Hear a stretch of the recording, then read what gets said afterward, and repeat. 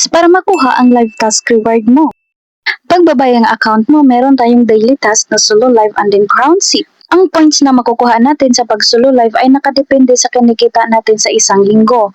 So kung makikita natin dito sa table nila, merong mga level ang host. Level I to S. So kung ordinary host ka, is ang live mo magiging 1K na lang per hour. Pag ordinary host ka, meron kang dalawang ikumpleto dyan. Yung una is yung 200 points and then yung pangalawa naman nakalagay dyan is 60, meaning isang oras yan. So para maklaim ang reward mo ay kailangan mong makumpleto ang dalawa, maka-earn ng 200 points and then makapag-live ng isang oras. Otherwise, di mo ma-receive ang reward mo. Yung isang task is mag-crown seat. So dapat may crown yung uupuan mo para magka-count yung oras. Para maklaim ang task, kailangan nyo makaipon ng coins from Lucky Box, Treasure Box, and then Fireworks.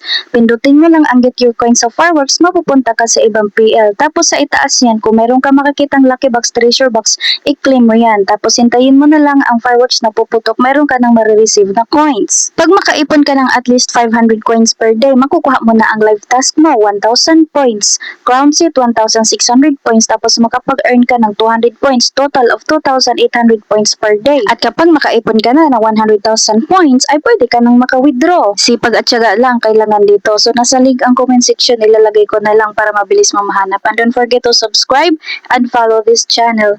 Thank you for watching. I'm Peanuts!